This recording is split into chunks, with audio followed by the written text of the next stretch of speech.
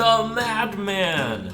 Welcome to the Saviors of Uldum star ratings for the classes of Druid, Mage, and Hunter. There's a lot of strong cards in here, and I'm not just saying that so that you use my affiliate link below to purchase the Saviors of Uldum 50 packs for 50 bucks and 80 packs for 80 bucks. Starting with Druid, and I'm going to start each class with their quests. The deck is fairly simple to build in that you're clearly playing untapped potential and a lot of the good choose one cards. It has clear weaknesses in the early game where you can never apply pressure and you're just trying to stop yourself from dying, but there are some good cards to bail yourself out afterwards. There's a number of cards that are in this quest package, including but not limited to Worthy Expedition, Crystal Merchant, Oasis Surger, the big one, Hidden Oasis, Bees, and Garden Gnome, as well as Anubis Defender, which just goes so well with Garden Gnome. The game plan for Untapped Potential is pretty simple. On turn 1 you play the quest, maybe you play the coin to get a credit for the quest, depends on the matchup, how fast you want to complete it.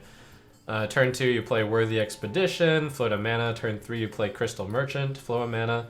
Turn 4 you play Bees, float a mana. Turn 5 you play Garden Gnome and you float a mana, or you play Swipe or something.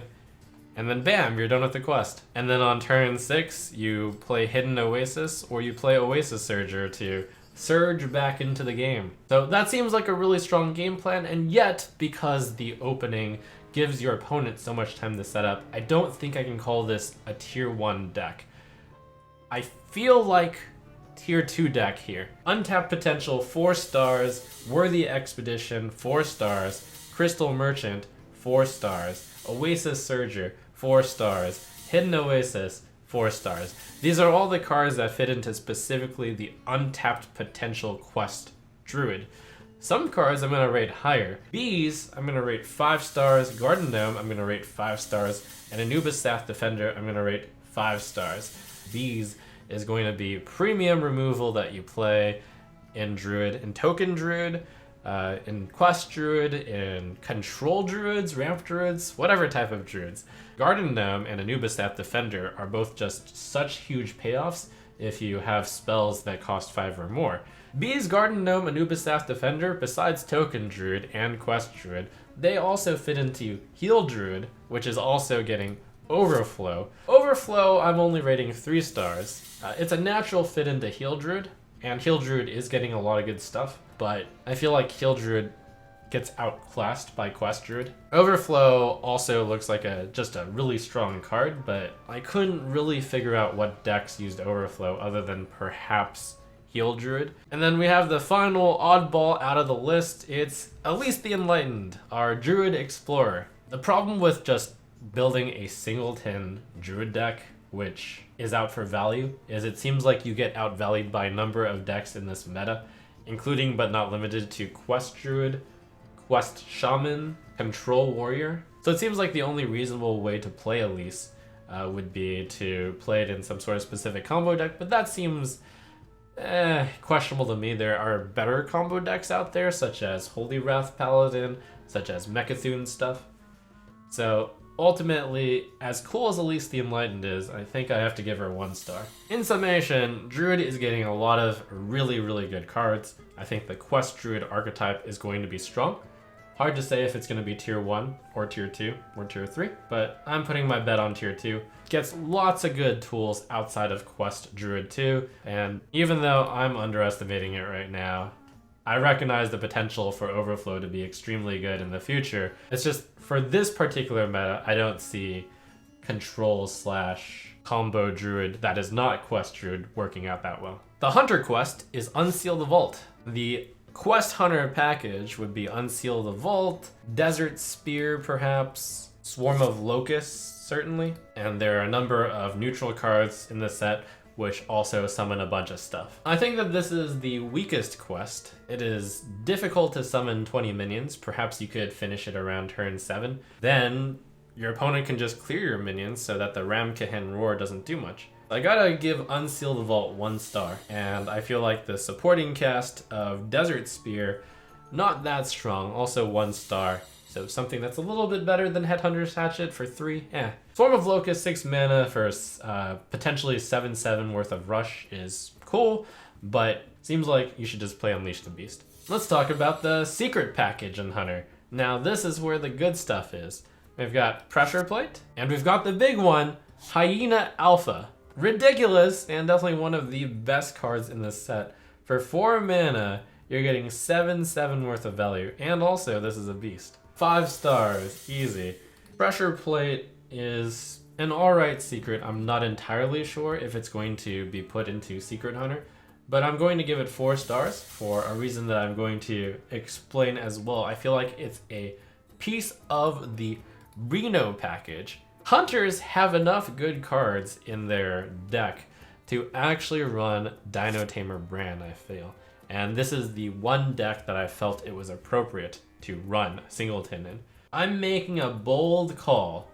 Dino Tamer Brand is going to be the strongest of the Explorers.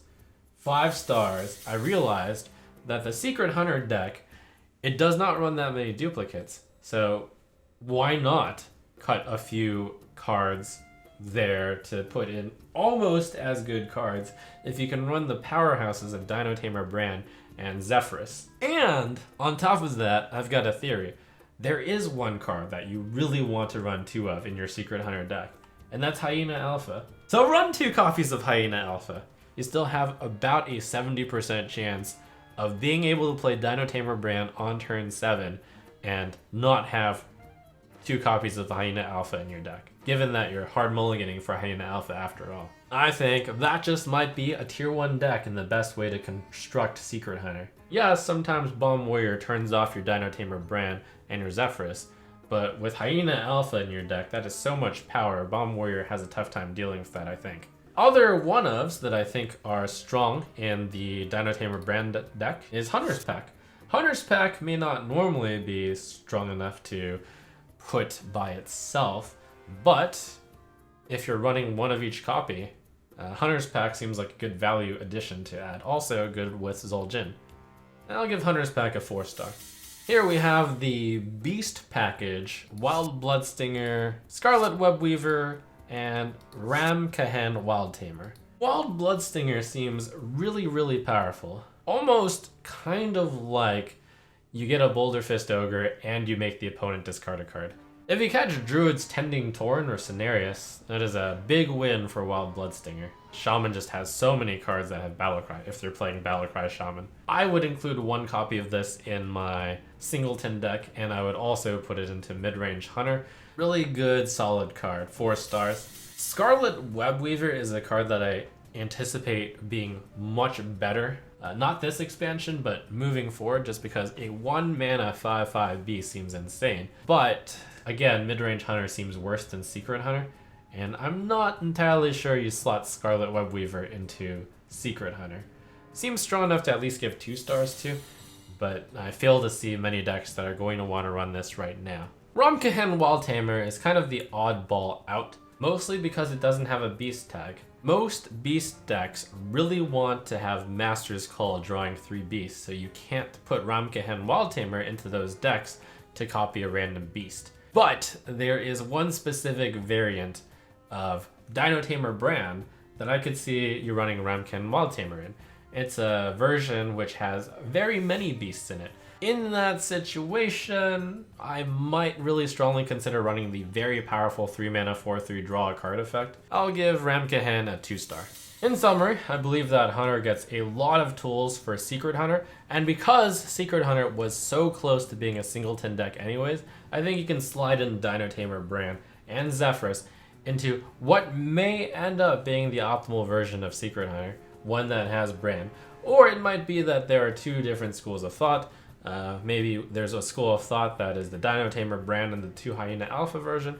Maybe there's a version with just the best cards of Secret Hunter, and it runs perhaps 9 or 10 duplicates. Mage's quest is Raid the Sky Temple. The Mage cards do all seem to synergize into this idea of a value deck, which casts many spells. Between Ancient Mysteries, drawing you a secret and then it costing 0, pulling potentially the new secret Flame Ward. Another card in this deck that rewards you playing many spells, Dune Sculptor. 2 cards that work off the secrets that you get perhaps off of Ancient Mysteries, Arcane Flak Mage and Cloud Prince. 2 cards that reward you for playing big spells, Naga Sandwich and Tortollan Pilgrim, and then the granddaddy of spells, Puzzle Box of Yogg-Saron. It feels like all of this is vaguely in some sort of control big spell mage deck. And certainly you can break up some of these packages. No matter how you break it up, it seems like those decks are based around value. And when it comes to value, I believe objectively, you have to go with the best value-oriented deck, which I would argue there are many decks that beat out this style of deck, with or without the Mage quest. There's the Druid quest, that's a lot of value. Shaman Battlecry quest, that is so much value. There's this default Control Warrior, which just generates a bunch of value off of its Dr. Boom Man Genius card. Can you outvalue those decks? If not, is there a reason why you should be playing this value Mage deck? Mage has an excellent archetype right now, arguably 2 archetypes.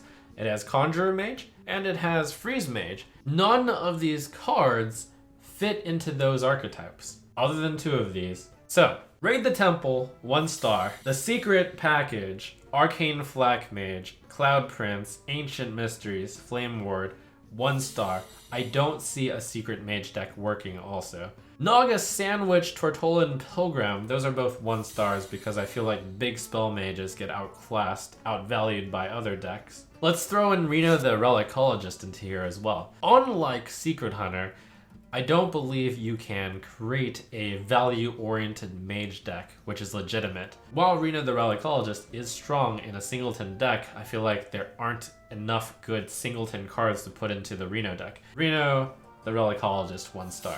I feel like Dune Sculptor, 2 stars, maybe one of that in the very popular Cyclone Mage. I feel like that will get some exploration before probably being found out that it's not that great. And Puzzle Box of Yogg-Saron has such a flashy effect, and everyone loves Yogg-Saron. I feel like that's going to get the popularity boost to bump that to 2 stars. As well as I think it is a very legitimate choice in a big spell mage. And I feel like maybe, just maybe, the Freeze Mage deck might decide to run Puzzle Box of Yogg-Saron as an endgame catch-up card.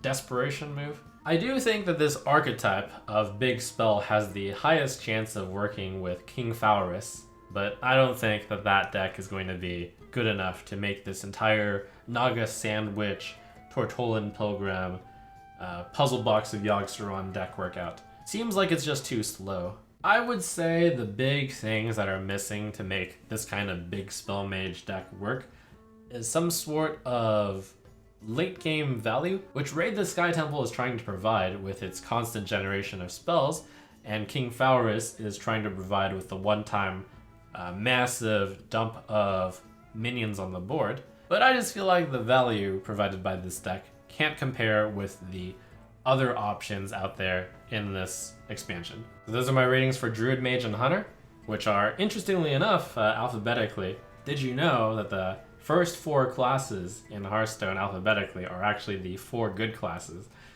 and the 5 later ones are the evil classes? Stay tuned for the next classes. Out of the hall of